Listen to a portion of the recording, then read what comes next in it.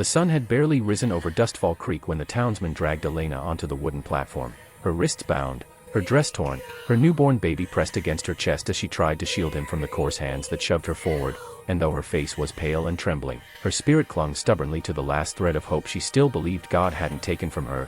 The sheriff announced her auction, with a grin that made the crowd's bloodlust thicken, as if a young mother with a 6-day-old infant was nothing but property to be traded, a punishment for having escaped the brothel she'd been forced into months earlier, and the men gathered, sweaty, loud, armed, began to shout offers before the bidding had officially started, their boots kicking dust into Elena's eyes while she hugged her crying baby closer, whispering, "Hush, my little boy, Mama won't let them take you," even though her heart had already cracked with the fear that she could not keep such a promise. The sheriff lifted his gun toward her face to quiet the crowd, announcing that whoever bought the girl would also take the newborn, 2 for the price of 1, and the men roared with laughter, not noticing Elena's silent tears glistening in the harsh morning light. But just as the sheriff raised his gun higher to begin the bidding, the dusty ground trembled slightly beneath hoofbeats, slow, steady, like thunder rolling down from the mountains, until from the wilderness beyond the town rode a giant of a man, tall, broad, wrapped in fur and leather, a rifle slung over his shoulder and a cold fire burning in his gray eyes.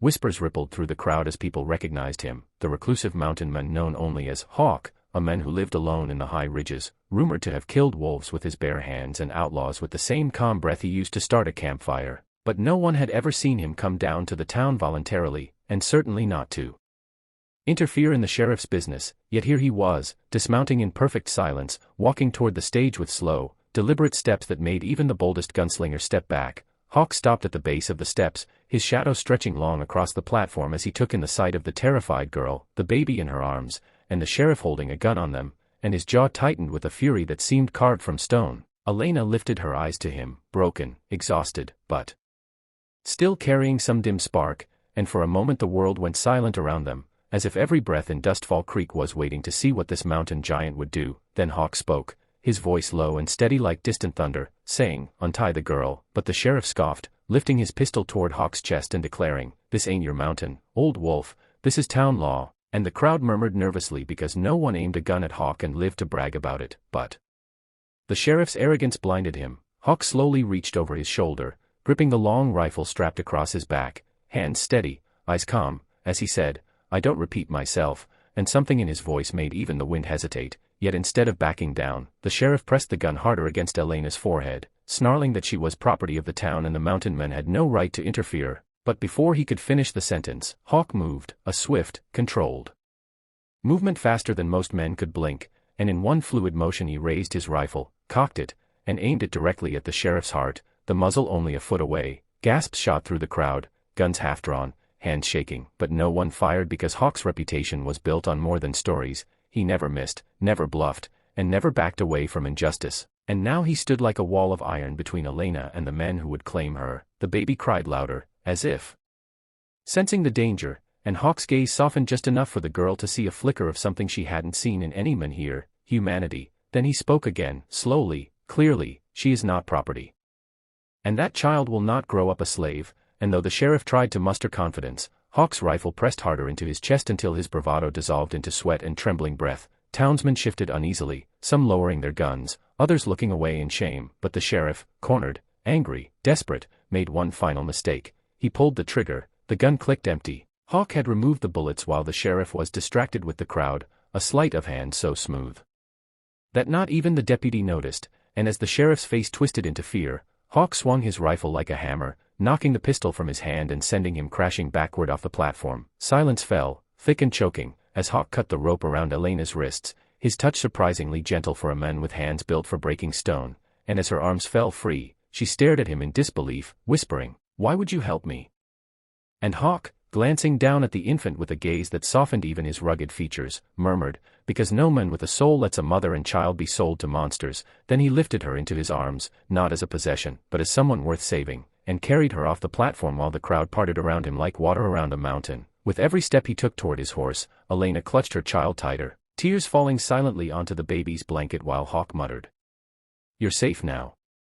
I promise." And for the first time since the nightmare began, she believed him. Dustfall Creek stood frozen in stunned silence as Hawk mounted his horse with Elena and her newborn held securely before him, riding away toward the mountains, toward freedom, while behind them, the sheriff lay groaning in the dirt and the crowd, once hungry for cruelty, now watched in humbled silence, and as the dust rose beneath the horse's hooves, Elena whispered a shaky prayer of gratitude, her voice trembling with both fear and hope, unaware that escaping the town was only the beginning, and that the mountains ahead held not only danger but a destiny that would change all three of their lives forever.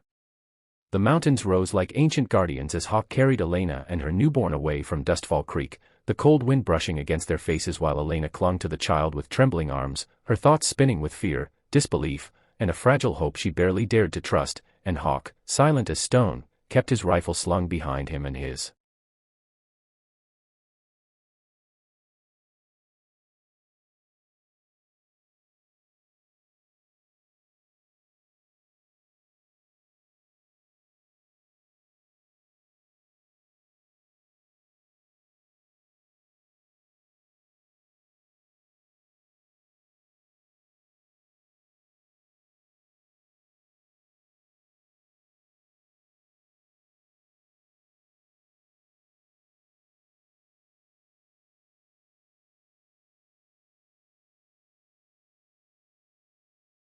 cruel and blistering.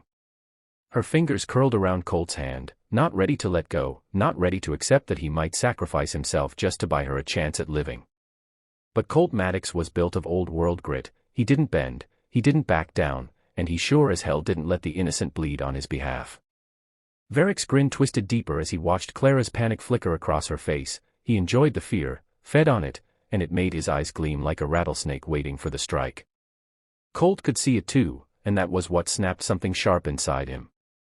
With a suddenness that cracked the standoff open like lightning, Colt shoved Clara backward, spinning, drawing his revolver in one fluid motion that sent the outlaws stumbling into reaction. But Colt wasn't aiming to kill, not yet, not when one wrong bullet could ricochet and hit Clara. Instead he fired into the dirt, a single deafening shot that kicked up a blinding storm of dust. Confusion erupted instantly. Men cursed, horses neighed, boots scraped as the outlaws staggered, half blind in the swirling sand. "Clara, go!" Colt roared, and though she didn't want to, though the thought of leaving him twisted her soul into knots, her survival instinct kicked in and she sprinted toward the abandoned wagons behind the saloon. But she didn't get far. One of the outlaws, a scar-faced man named Thorn, lunged from the haze and grabbed her wrist. His grip was iron-tight and his breath reeked of whiskey and rot. "Not so fast, sweetheart," he growled. Clara screamed, fought, kicked, but Thorn was built like a tree stump. Colt heard her cry, God, he heard it like it cut his ribs open. He didn't hesitate. He dove through the dust cloud, tackled Thorn with a force that rattled the ground, and the two men rolled, fists flying, dirt grinding into skin. Colt managed a brutal punch that sent Thorn's head snapping sideways, but the outlaw clawed back, grabbing Colt's face and slamming it into the wagon wheel. Blood splattered. Clara's heart cracked at the sight. She grabbed the fallen gun lying near Thorn's leg, her fingers trembling, breath shuddering, but when she pointed it, the weight of the moment nearly crushed her. She'd never shot a man. Colt saw the hesitation even while fighting for breath. "Clara, do it," he gasped. But before she could pull the trigger, another outlaw fired at her from across the street. The bullet hit the wagon beside her, wood splintering. Clara ducked, shrieked, and scrambled to cover while Colt kicked Thorn off him and rolled behind a trough. The outlaws regrouped fast. The dust settled enough for Varrick to stride forward, amused, unhurried, his boots crunching over the chaos like he was enjoying a show made just for him. "You always did like to make things dramatic, Maddox," he drawled. "Tell you what, as a courtesy, I'll give you one last chance. Hand over the map, or hand over the girl." Colt spit blood into the dirt, wiped his jaw, and rose slowly to his feet, gun shaking slightly from the fight but his eyes burning with a fire that made even Clara freeze. "You're not getting either," he said, voice low and deadly. Varrick sighed, like a disappointed teacher. "Then we'll do it the ugly way." He lifted his hand, signaling his men. Guns cocked. Boots spread. Shadows shifted. Clara's breath locked in her chest. Colt stepped in front of her again, even though she was partly covered by the wagon. He was willing to take every bullet meant for her. "Colt, don't," she whispered, voice cracking. "Please." His hand reached back without looking, found hers, squeezed it softly. "A man protects what he cares about," he said. The words hit Clara harder than fear, harder than the danger, harder than everything. Before Varrick could give the kill command, a sudden boom echoed from the rooftops, a sharp, slicing rifle shot that dropped one of the outlaws instantly. Everyone froze. Clara gasped. Colt's eyes narrowed in recognition. "Looks like you boys forgot," he said, smirking slightly through the blood on his lip. "Dustfall Creek ain't as empty as it looks." Another shot cracked. A second outlaw fell. Panic rippled through the gang like wildfire. Someone was sniping from above, someone good. Varrick snarled, scanning the roofs. "Coward," he roared, but the hidden shooter remained silent, invisible, deadly. Colt grabbed Clara's waist. "Now, Clara, run." This time she didn't hesitate. They sprinted down the alley behind the saloon as bullets whistled past, kicking dirt at their heels, slicing inches from their bodies. The townsfolk finally acted, doors slammed open, rifles stuck out, and suddenly the entire street came alive with resistance, a town fed up with being preyed upon. The outlaws retreated for cover, firing wildly, trying to find the rooftop shooter who was tearing their numbers apart. Colt and Clara reached the edge of town, lungs burning, hands locked together like their lives depended on it. They ducked behind a windmill, panting, listening to the gunfight raging behind them. Clara grabbed Colt's shirt, tears streaking her dust-covered cheeks. "Why did you do all this for me?"